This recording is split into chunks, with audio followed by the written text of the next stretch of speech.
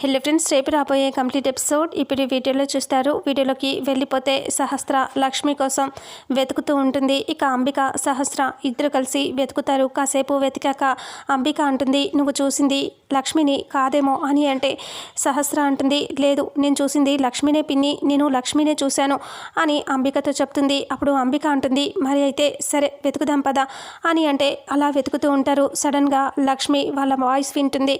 లక్ష్మినే చూశాను అన్న మాటని విని లక్ష్మి వెనక్కి తిరిగి చూస్తే సహస్ర అంబిక ఇద్దరిని కనిపిస్తుంది. ఇద్దరిని చూస్తుంది.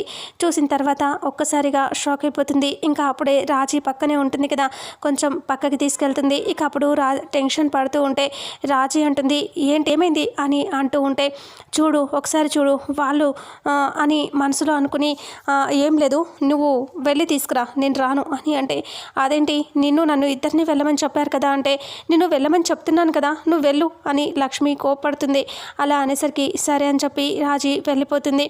ఇంత దానికి కోపం ఎందుకు, నేను తీసుకొస్తాను కదా అనేసి వెళ్తుంది షాప్కి. తను వెళ్ళిపోయిన తర్వాత లక్ష్మి అక్కడే గుడిలో పిల్లర్స్ చాటున దాక్కుని సహస్ర వాళ్ళ వైపు చూస్తూ ఉంటుంది. సహస్ర అంబిక ఇద్దరు వేరే వాళ్ళని ఇలా అడుగుతూ ఉంటారు. లక్ష్మి అని కనిపించిందా అని అడగటంతో లక్ష్మి ఎవరు అని అంటూ ఆవిడే అంటుంది. అలా అంటే బ్లూ కలర్ శారీ కట్టుకున్న అమ్మాయి కనిపించిందా అంటే, ఒక ఆవిడ కనిపించింది నాకు అని ఆవిడ చెప్తుంది.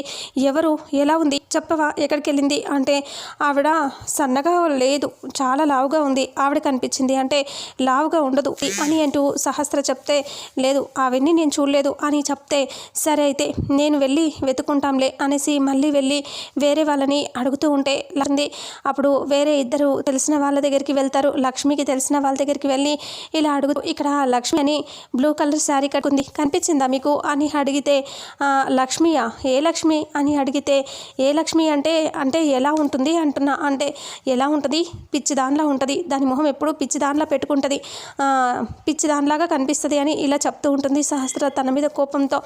అలాంటి వాళ్ళని మేము చూడలేదే అని అంటూ వాళ్ళు అంటారు.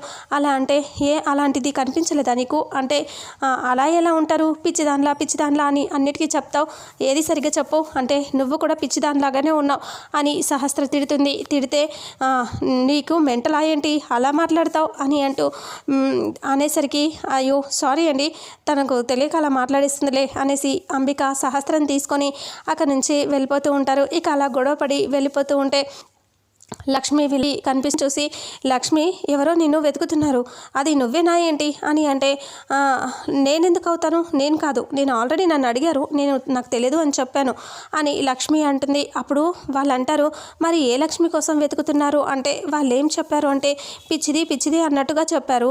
మళ్ళీ నేను అడిగితే నన్ను కూడా పిచ్చిది అంటుంది ఆ ఎర్రిమోంది అంటే, అవునా మరి మన వాళ్ళ గురించి అలా మాట్లాడితే ఎందుకు ఊరుకుంటున్నారు అని అంటే, మరి ఇంకేం చేస్తాం లక్ష్మి వదిలేక అని అంటే, అలా వదిలేయకూడదు, వాళ్ళకి 4 కొట్టి బుద్ధి చెప్పాలి అంటే, అంతే అంటావా అంటే, అంతే మరి అని అంటే, మరి ఎలా కొట్టరు, ఇప్పుడు కనిపిస్తాం కదా మళ్ళీ గొడవ అవుతుంది అంటే, వెనక నుంచి ముసుగు వేసి కొట్టాలి అని అంటే, అవునా అయితే ముసుగు వేసి కొడదాం, ఎక్కడ ముసుగు అని అటు ఇటు వెతికితే ఒక ఆయన పక్కన బెడ్షీట్ కనిపిస్తుంది. అది తీసుకొచ్చి లక్ష్మి ఇస్తుంది. ఇదిగో ఇది తీసుకెళ్ళి కొట్టండి అని అంటే, సరే అని చెప్పేసి వాళ్ళు ఫాస్ట్గా వెళ్ళిపోయి ముసుగు వేసి సహస్ర అంబికకి ఇద్దరికి ముసుగు వేసి బాగా కొడుతూ ఉంటారు. వాళ్ళని అలా కొడుతూ ఉంటే ఇక ఒక్కసారిగా ఆ దెబ్బలకి గట్టిగా అరుస్తూ ఉంటారు. ఇంకా కొంచెం సేపు కొట్టి అక్కడి నుంచి వాళ్ళు పారిపోతారు.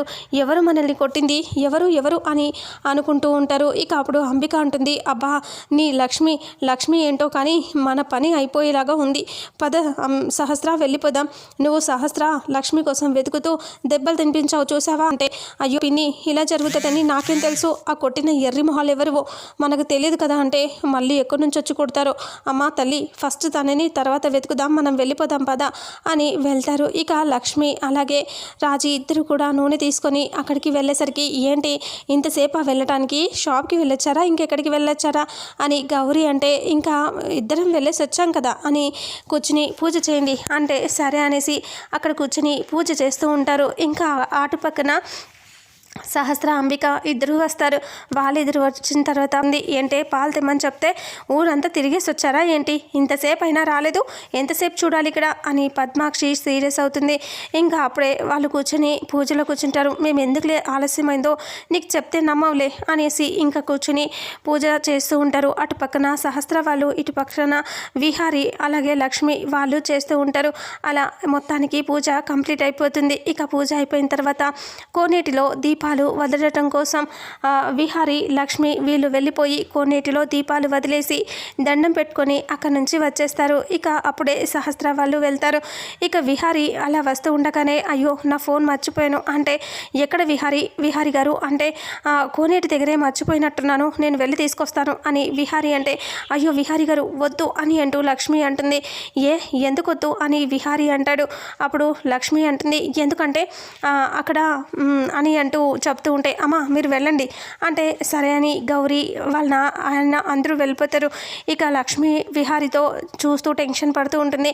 విహారి లక్ష్మి చెప్పు ఎందుకు వద్దన్నావు, నేను వెళ్ళి తెస్తాను కదా అంటే వద్దు విహారి గారు అక్కడ సహస్రమ్మ అంబిక యమునమ్మ గారు అందరూ ఉన్నారు అంటే ఏంటి వాళ్ళంతా ఉన్నారా, వాళ్ళు ఇక్కడ ఎందుకు ఉంటారు అంటే ఏమో తెలీదు, నేను ఇంతకుముందు చూశాను అని అంటూ లక్ష్మి చెప్తే ఒక్కసారిగా విహారి షాక్ అయిపోతాడు. ఇప్పుడు చెప్పేది నీకు ఎప్పుడో తెలిస్తే అని విహారి అంటాడు. నాతో ముందు చెప్పాలి కదా అంటే చెప్పే సమయం రాలేదు, ఇందాకనే నేను కూడా చూశాను వాళ్ళని అని అంటూ లక్ష్మి అంటుంది. ఇక విహారి టెన్షన్ పడుతూ ఉంటాడు. అప్పుడు లక్ష్మి ఆలోచిస్తూ ఉంటుంది. విహారి టెన్షన్గా ఏం చేయాలి అని తల పట్టుకుంటాడు. ఇక వెనక నుంచి వచ్చి చెయ్యి పడుతుంది. ఆ చెయ్యి పడేసరికి విహారికి గుండెల్లో దడ మొదలవుతుంది. ఒక్కసారిగా వెనక్కి తిరిగి ఇలా చూస్తాడు. చూసేసరికి ఇంకా సహస్రం చూసి ఇంకా షాక్ అయిపోతాడు.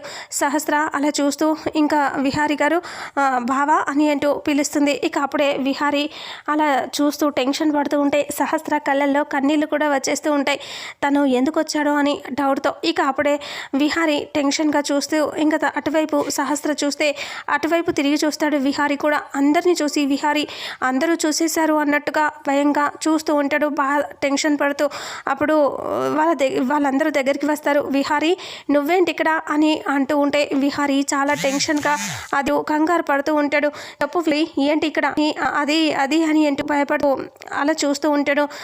బావా చెప్పు ఎందుకు వచ్చావు, నా కోసం అయితే వచ్చావు కదా అంటే అవును నేను మీకోసమే వచ్చాను అంటే అంబిక అంటుంది మేము ఎక్కడున్నామని నీకెలా తెలుసు విహారి అని అంటే నేను అలా వెళ్ళినప్పుడు ఇంటికి వెళ్ళాను, అక్కడికి వెళ్ళాక తెలిసింది మీరు ఇక్కడికి వచ్చారని, ఆ తర్వాత విజయవాడ వెళ్ళాను, అక్కడి నుంచి మళ్ళీ ఇక్కడికి వచ్చాను అని విహారి చెప్తే అంబిక అంటుంది నువ్వు చెప్పేదేది నాకు నమ్మబుద్ధి కావట్లేదు విహారి అని అంటే ఇక అప్పుడే సహస్ర అంటుంది ఊరుకో పిన్ని నువ్వు అన్నిటికీ డౌట్ పడతావు, బావ నా కోసమే వచ్చాడు అని అంటూ ఇక విహారిని గట్టిగా హక్ చేసుకుంటుంది.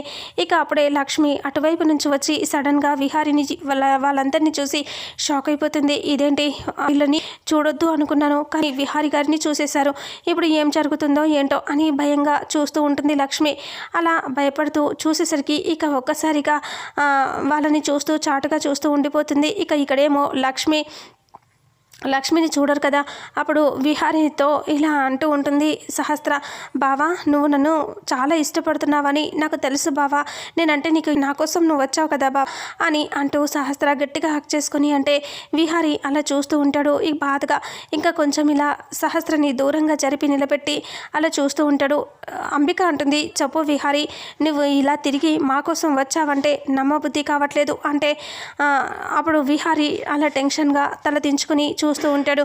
అబ్బా పిన్ని నువ్వు ఎందుకు బావని ప్రతిసారి అనుమానిస్తావు, బావ అలా ఏమీ కాదు, నా కోసమే వచ్చాడు, నేనంటే ఇష్టం బావకి, నన్ను విడిచి ఉండలేక వచ్చాడు. బావ నిన్ను ఎన్నిసార్లు గుర్తు తెచ్చుకున్నామో తెలుసా, బావ ఇక్కడ ఉంటే బాగుండు, బావ వస్తే బాగుండు అని ఇక్కడికి వచ్చినప్పటి నుంచి 100 సార్లు గుర్తు తెచ్చుకున్నాను, అందుకే నువ్వు వచ్చావేమో అని చెప్పి సహస్ర నవ్వుతూ చెప్తూ ఉంటుంది. పద్మాక్షి అందరూ కూడా అలా హ్యాపీగా ఫీల్ అవుతూ ఉంటారు. విహారి మాత్రం అలాగా చూస్తూ బాధగా ఉంటాడు.